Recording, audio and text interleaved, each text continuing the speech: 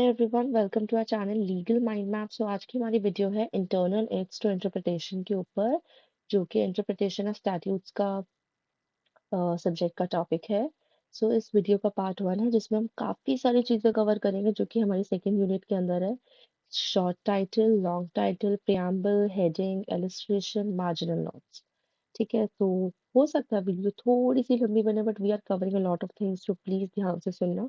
बहुत important video है। सबसे पहले मैंने सोचा कि एक एग्जाम्पल ही आपके सामने लेकर आती हूँ कि क्या प्रियम्बल होता है। आप एक बार इस एग्जाम्पल को पढ़ लीजिए, फिर मैं इन सबको एक्सप्लेन भी करूंगी वीडियो की स्लाइड्स के अकॉर्डिंग। जैसे ये एक बेयर एक्ट है, तो इसमें you can see the preamble. Short title is also here. ठीक है, interpretation clause, saving, everything we are going to study in our upcoming videos and in this video also. So let's start.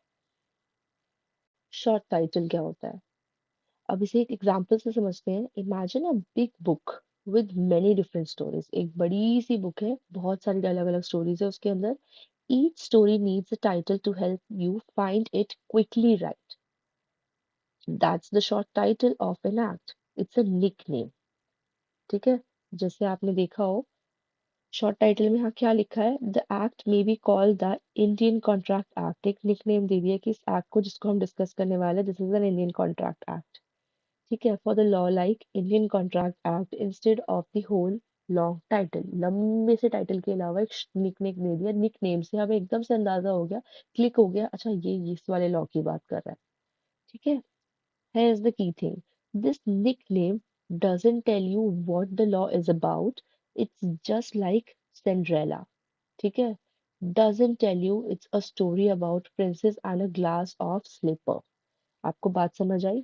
अगर आप Cinderella word पढ़ेंगे तो आपको ये तो नहीं समझ आ जाएगा ना, जिसने पढ़ी ही ना हो स्टोरी, कि वो स्टोरी के अंदर प्रिंसेस होगी, ग्लास स्लिपर के बारे में बात करेंगे। द सेम वे जिसने इंडियन कॉन्ट्रैक्ट नहीं पढ़ा होगा, उसे एकदम तो नहीं समझ आएगा कि इंडियन कॉन्ट्रैक्ट एक्ट की बात कर रहे हैं तो क्या लॉज है। उसे अंडर का तो पढ़ना ही पड़ेगा ना। बट फिर भी निकनेम क्या होता है उसके बारे में ये बताता है कि इस चीज के ऊपर एक लॉ है। The real story or actual content of the law is found by reading the whole thing. तो आपको law पढ़ना ही पड़ेगा, then only you can figure out, you will get to know what is inside the law. So while the short title is part of the law, it's not important for understanding what law actually says. It cannot change the meaning of the law, just like Cinderella doesn't change the story itself. So I hope इस example के through आपको समझ आ गया होगा. Let's move further. Now we'll come to the long title. The long title of a statute is like brief introduction, telling us the main goal or purpose of the law. एक थोड़ा detail में introduction जिसमें हमें purpose, दो चीजें पता चल रही है। दो चीजें क्या, एक ही चीज है ये। मेन लॉ, मेन गोल कह लो या पर्पस कह लो आप लॉ का। It usually starts with an act to, इस तरीके से वर्डिंग से आप स्टार्ट होता है ये। ठीक है, and provides a journal idea. एक जर्नल आइडिया हमें दे देता है कि लॉ क्या है, लॉ किस बारे में, what the law is trying to achieve, law क्या कहना चाह रहा है। जैसे कि एग्जांपल हम देखते हैं, the law title of the code of criminal procedure 1973 says it's an act to consolidate and amend the law related to criminal procedure. ठीक है, here comes criminal procedure, तो हमें पता चल गया क्रिमिनल प्रोसीजर के बारे में बात हो रही है। ठीक है, so similarly the Prevention Corruption Act 1988 says it's an act to consolidate and amend the laws related to the prevention of corruption. See, तो आई होप आपको समझ इतना समझ आया होगा कि what long title aims to do. Then in the past the long title wasn't considered part of the law. पहले long title law का part नहीं था, so it wasn't used much when interpreting the law, while interpreting the law. ठीक है, तो इतना जब हम लॉ को समझते थे, इंटरप्रेट करते थे, तो लॉन्ग टाइटल यूज नहीं होता था. However, nowadays courts sometimes look at the long title to understand the law better, especially if there is any confusion or ambiguity, यानी कोई भी ऐसी चीज अनक्लियर है जो कंफ्यूजन क्रिएट कर रही है in the wordings of the law. But if the law's words are clear, but अगर लॉ के वर्ड्स क्लियर है तो लॉन्ग टाइटल कुछ चेंज नहीं कर सकता है. तो ये यानी कि हम कुछ एक्स्ट्रा तब पढ़ते हैं ना जब हमें लगता है कि समझ नहीं आया, एक बार दोबारा पढ़ते हैं या फिर एक बार दोबारा हेडिंग पे जाते हैं या लॉन्ग टाइटल को देखते हैं. जब हमें चीजें समझ आ रही है तो why will go further.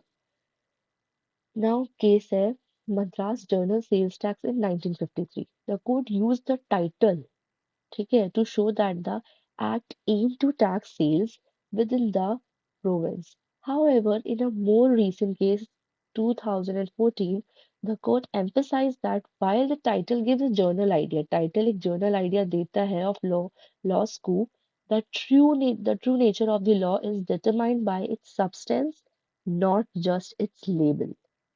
ठीक है, यानी कि एक लेबल से आप नहीं अंदाजा लगा सकते ट्रू लॉ के बारे में. You need to go through the law, you need to see the substance. Then preambles की बात करते हैं हम. It's like an introduction to a law. ठीक है, मैं फिर से वापस जाती हूँ, फिर से दिखाती हूँ. This is preamble. जैसे हम इंडियन कॉन्ट्रैक्ट एक्ट में आए हैं तो प्रियम्बल में क्या लिखा है. Whereas it is evident to define and amend certain parts of the law related to the contract, it is hereby enacted as follows.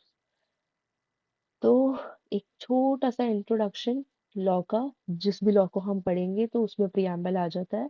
स्टेटिंग the aim, law का aim जैसे हमने अभी इंडियन कॉन्ट्रैक्ट में पढ़ा था कि it wants to achieve. When a law wording is unclear or uncertain, court can refer to the preamble. ठीक है, जब भी एक लॉ की वर्डिंग अनक्लियर होगी तो कोर्ट प्रियम्बल देख सकता है अंडरस्टैंड करने के लिए कि लॉ मेकर का इंटेंशन क्या था लॉ बनाने के पीछे. Now limitations क्या है. Court can not use the preamble if the language of the law is already clear. Court preamble नहीं यूज करता है तब जब लॉ की लैंग्वेज ऑलरेडी बहुत क्लियर होती है. Then example from cases. Maharishi Mahesh Yogi case. Court said if the law's language is clear, the preamble is not needed. तो ये आपको समझ आ गया होगा. Burakar Coal Company case. Court emphasized that the preamble can't be used to distort the legislature's clear intention. तो preamble court का ये कहना था, कोर्ट इस बात पे emphasize कर रहा था कि preamble यूज नहीं हो सकता है आप ये जानने के लिए कि मतलब इस बात को क्लियर करने लेजिस्लेचर का क्लियर इंटेंशन जानने के लिए. Then Kerala education bill case. Court said that the preamble helps understand the policy and purpose. All right, wait a minute.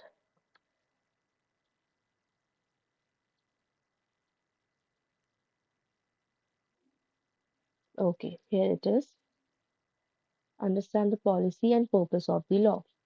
So इस केरला एजुकेशन बिल केस में क्या था कि कोर्ट ने कहा कि प्रियम्बल हेल्प करता है पॉलिसी और पर्पस को अंडरस्टैंड करने के लॉ के. Then comes Global Energy Limited case. Court linked the legislation object to the preamble. इस तरीके से कई सारे केसेस हैं. ठीक है, इसमें केशव नंदा भारती केस भी आया हुआ है, एसी शर्मा केस. मतलब यू नो बहुत लंबी वीडियो बन सकती है तो आप इन केसेस को एक बार पढ़ लीजिएगा. ठीक है, लास्ट का मैं आपको एक बार ये अच्छे से डिटेल में समझा देती हूँ. Simple terms the preamble is like the opening statement. Preamble क्या है. ओपनिंग स्टेटमेंट है लॉ की, जो पर्पस बताती है उस लॉ का जिसके बारे में वो स्टेटमेंट है. Court can use it to understand a law better. ठीक है, specially when the wording is not clear, is unclear. Yeah. So, however, if the law's words are already clear, the court doesn't rely on preamble. ये सब चीज आपको मैं पहले भी बता चुकी हूँ. So, let's move further. Heading in statute. अब स्टैट्यूट के अंदर हेडिंग होती है, उनको समझेंगे. Attach two sections giving a brief description. Sections के साथ अटैच्ड होती है, एक अच्छा डिस्क्रिप्शन देती है कि वो सेक्शन किस चीज से डील कर रहा है. जैसे कि the heading of section 437 in the Code of Criminal Procedure 1973 is when bail may be taken in case of non-bailable offense. तो अब इसी से आपको समझ आ रहा है कि उस सेक्शन के अंदर क्या लिखा हुआ है कि बेल कब मिल सकती है नॉन बेलेबल ऑफेंस में. अब आप रीड करेंगे सेक्शन को, आपको और अच्छे से इन डिटेल समझ आ जाएगा, बट आपको हेडिंग से काफी कुछ क्लियर हो गया। एटलीस्ट ये तो पता चल गया कि जो आप रीड करने वाले हैं अंदर, वो किस चीज के ऊपर है। क्योंकि आप हर लॉ को पूरा अच्छे से अंदर से रीड करके तो फिर फाइंड आउट करेंगे नहीं आपको कौन सी लॉ यूज करना है अभी या कौन सा पढ़ना है। हेडिंग से ही तो फाइंड आउट करेंगे आप। Not pass by the legislature, added after the bill becomes law. ठीक है, इसका ओरिजिन लेजिस्लेचर ने पास नहीं किया था, जब बिल जब लॉ बन गया था तब आई थी चीज। Now types of heading. Prefix to a section. This type of heading is directly attached to a specific section within a legal document. It serves as a title. इसमें क्या होता है, टाइटल या लेबल होता है एक तरीके का वो हेडिंग, और वो सेक्शन के साथ अटैच होती है, उस पर्टिकुलर सेक्शन के साथ। और ये मतलब it is like offering a quick insight into subject matter. जैसे अभी मैंने आपको ऊपर एग्जांपल दिया था, जैसे in a tax law section might be titled deduction for educational expenses. Here deduction for education expenses is the heading. ठीक है, ये एक हेडिंग है जो कि प्रीफिक्स्ड हुई है to the specific section, indicating the content that follows pertain to deduction related to education। तो आपको हेडिंग से अंदाजा हो जाएगा कि what is inside the section, वो आपको थोड़ी सी डिटेल दे रही है उसके बारे में। Then prefix to a group और सेट ऑफ सेक्शंस, एक हेडिंग जो साथ ग्रुप या फिर सेट ऑफ सेक्शंस के साथ में लगी हुई है। जैसे this type of heading is broader, बड़ी होती है, and placed at the beginning of a group और set of related sections.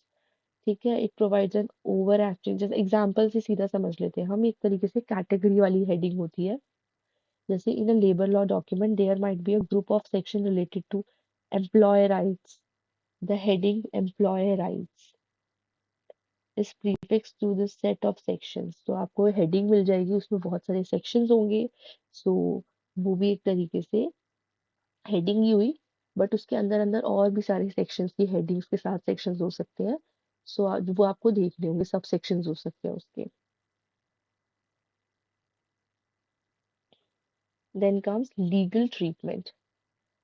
Preamble parallel, courts treat heading as similar to preambles in interpretation. जब कोर्ट इंटरप्रेट करता है तो headings को वो प्रियम्बल के सिमिलर ही मानता है। प्रियम्बल से भी हमें लॉ का पता चलता है कि लॉ में है क्या, what we are going to study, क्या पढ़ रहे हैं हम अंदर, तो ऐसे ही हेडिंग से पता चलता है।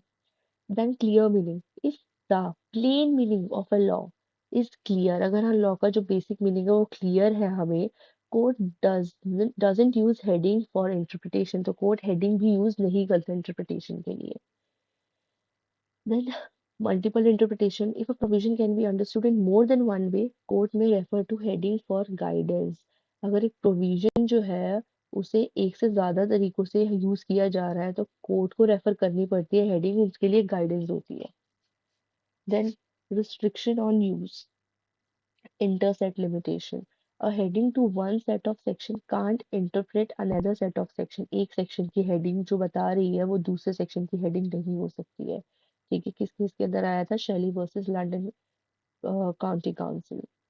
Then chapter versus section, chapter heading can be used to interpret ambiguous provision। तो जो भी अनक्लियर ऐसी उलझे हुए चीजें होती है, प्रोविजंस होते हैं, उनके लिए आप चैप्टर हेडिंग यूज कर सकते हैं। बुल्मर वर्सेस आईआरसी केस था। Then next, in Union of India versus ABN Amro bank, heading as a guide, the court emphasized that the title or heading of a section can act as a guide। इसमें court ने कहा कि title और जो heading है वो एक guide की तरह काम करती है लॉ को समझने के लिए। Interpreting the main content of the section, it provides a brief summary indicators for the section subject matter। Clarity in language, language में clarity provide करती है, जैसे कि if the language of the provision is clear। ठीक है, तो meaning there is no confusion, its intent or purpose, the heading reinforce that clear meaning, the heading aligns with and support the straightforward interpretation of the law। कितनी बार तो ऐसा होता है कि बहुत सिंपल लॉ होता है, आप हेडिंग से ही समझ जाते हैं कि इस लॉ के अंदर क्या है। Then strengthening clarity, जो भी चीजें मतलब when the wordings of the law are crystal clear, तो heading serves the strength, heading strength clarity की एक स्ट्रेंथ करती है कि हमें लॉ भी समझ आ गया और हम हेडिंग पढ़ रहे हैं तो हमें और अच्छे से चीजें समझ में आ रही है, डाउट का कोई स्कोप ही नहीं है। ठीक है, तो इस केस के अकॉर्डिंग तो हेडिंग बहुत अच्छी चीज है, बहुत बढ़िया गाइडेंस है, हेडिंग बहुत ज्यादा हेल्प करती है। देन इलस्ट्रेशन इन लॉज, अब आता है इलस्ट्रेशन, हेडिंग्स को हमने बहुत अच्छे से समझ लिया।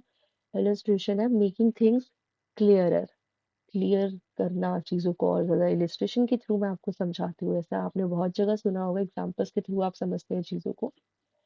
Okay, so imagine a law is like a set of rules, right? So now sometimes those rules can be a bit tricky to understand. जैसे मैं कोई टॉपिक समझाती हूँ उसमें आपको इलस्ट्रेशन देती हूँ, एग्जांपल देती हूँ, जब आपको लगता है टॉपिक थोड़ा सा ट्रिकी है उसको इजी बनाने के लिए आई यूज इलस्ट्रेशन, तो सेम इन लॉ। ठीक है, so that's where illustration comes in, तो आप जब बैर एक्ट पढ़ते होंगे तो आप भी जरूर इलस्ट्रेशन रेफर करते होंगे, ताकि आपका जो छोटा मोटा डाउट भी हो ना डिटेल्स पढ़ने के बाद वो भी दूर हो जाए। और बिल्कुल ना समझ आए बैर एक्ट तब भी इलस्ट्रेशन के थ्रू आपके डाउट्स क्लियर हो जाते हैं। So they are like little pictures और एग्जाम्पल्स। तो प्लीज जब आप इंटरप्रिटेशन सब्जेक्ट पढ़े तो बैर एक्ट्स को एक बार खोल के देख लीजिएगा, किसी ने अगर नहीं देखे तो वैसा हो नहीं सकता ऐसा, बट फिर भी you need to know the basic things. So they are like little pictures or examples that show us how the rules work. तो वो छोटी छोटी पिक्चर्स या एग्जाम्पल समझ लो आप उनको कि रूल्स कैसे काम करते हैं बताता है हमको। की पॉइंट्स क्या है इसके? Helpful examples and illustrations are friendly examples attached to specific rules in a law. They are there to make things easier and grasp. Understanding lawmakers' thought, clarity first. Let's say there is a rule about crossing the street only at crosswalk. The law might have an illustration showing a person safely using crosswalk. अगर आपका कोई law है जिसमें आपको crosswalk use करके ही street को cross करना है, तो लॉ के पास एक एग्जांपल होगा, एक इलस्ट्रेशन होगी, ये शो करने के लिए कि अ पर्सन जो केयरफुली सेफली उसको यूज कर रहा है, उस लॉ के अकॉर्डिंग क्रॉसवॉक के थ्रू ही स्ट्रीट क्रॉस कर रहा है। So that picture helps us get what the rule means, but it doesn't change the basic idea, use the crosswalk. तो बस वो हेल्प करती है साइड में लग के, वो सेम ही बात बोलती है but through example, through picture, वो कोई डेफिनेशन एक्सप्लेनेशन को लॉ की चेंज नहीं कर रही है। ठीक है, होप आपको समझ आया होगा ये। Then Supreme Court wisdom. The big bosses at Supreme Court once said illustration are not just extras. They are actually part of the rule they are attached to. तो सुप्रीम कोर्ट में ये बोला गया था एक बार, जो बड़े लोग थे सुप्रीम कोर्ट के, कि इलस्ट्रेशन को आप समझते हो ना कि पढ़ो ना पढ़ो एक ही बात है, अगर समझ आ गए तो क्या जरूरत है पढ़ने की। तो ये एक्स्ट्रा चीजें नहीं है illustration, they are actually the part of the rule. ठीक है, they are attached to. It's like having a note right there to help explain main idea, तो आपको उससे बहुत अच्छे से चीजें क्लियर हो जाती है। Then comes marginal note. मैंने मार्जिनल नोट का आपको पहले ही यहाँ पे एक फोटो लगा के एग्जाम्पल दिया है, ये एक लॉ है, अगर आप इस एग्जाम्पल को रोक के पढ़ना चाहे तो पढ़ लीजिएगा। और उसका जो थोड़ा समरी है जो इसके अंदर लिखा गया है उसे थोड़ी सी डिफरेंट लैंग्वेज में यहाँ पे एक नोट डाउन किया हुआ है। It's just like making a note, कि किसी ने यहाँ पे नोट बनाया हो साइड में। ये आपको बेयर एक्ट में बुक्स में मिल जाएगा, तो इसे कहते हैं मार्जिनल नोट। ठीक है, ये जो सर्कल हुआ एरिया है ना, this area it is called marginal note. So marginal notes are comments at the side of a legal document, such as acts explaining the impact of specific sections. They are also known as side notes. Okay, so पहले क्या होता था? People sometimes sought help from marginal notes when the meaning of the law is unclear. Again, marginal note से help लिया करते थे पहले लोग, क्योंकि मीनिंग अनक्लियर हुआ करते थे, क्योंकि मार्जिनल नोट की जो लैंग्वेज होती है थोड़ी सम अप में शॉर्ट में सिंपल भी होती है। So imagine a law stating no vehicle allowed in the park after 8। एक लॉ है जिसमें ये बोला गया है कि पार्क में कोई व्हीकल अलाउड ही नहीं है 8 o'clock के बाद। तो उसका मार्जिनल सेक्शन ऐसा हो सकता है कि curfew for vehicles. While the public might have initially used the note for understanding modern courts would likely focus on actual wordings of the law. छोटा सा एक नोट डाल दिया साइड में। Then modern courts generally discount marginal notes in interpretation a statute. Reason marginal laws are not official part of the statute. तो modern courts जो है marginal courts को कभी कभार इतनी तवज्जो नहीं देते हैं, क्योंकि उन्हें लगता है कि मार्जिनल कोर्ट्स जो है वो स्टैट्यूट का ऑफिशियल पार्ट नहीं है, इसलिए वो हो या ना हो it's doesn't matter. So they are added by drafters, not law makers. मतलब हमारी ईज के लिए बनाए गए हैं, ड्राफ्टर्स के थ्रू ऐड किए गए हैं, लॉ मेकर्स के थ्रू ऐड नहीं किए गए हैं। एंड मे बी इनएक्यूरेट, और क्या पता ये इनएक्यूरेट भी हो, कभी कभार क्लियरेंस के चक्कर में मिसगाइड भी कर दे और हम कुछ और समझ बैठे। Example, in the legal case of Bengal Immunity Company versus State of Bihar, the Supreme Court made a crucial decision regarding marginal notes. They ruled that the marginal notes accompanying Article 286 of the Constitution were to be considered an integral part of the Constitution itself.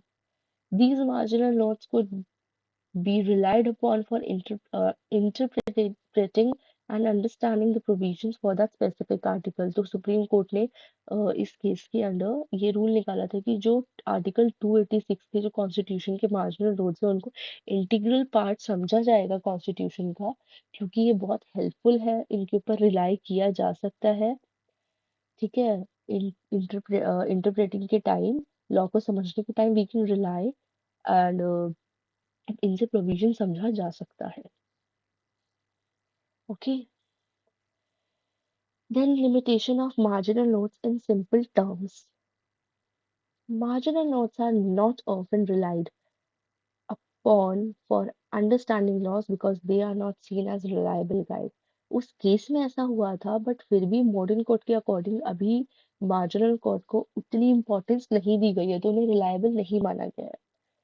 Then legislative approval, only those marginal notes that are added with the agreement of the lawmakers can be considered when interpreting law। जब हम law को समझते हैं तो interpretation के time जो law makers के through marginal notes बनाए गए हैं सिर्फ उन्हीं को ही देखा जाएगा, ड्राफ्टर्स वाले मार्जिनल नोट्स पे नहीं ध्यान दिया जाएगा क्योंकि वो इनएक्यूरेट होते हैं।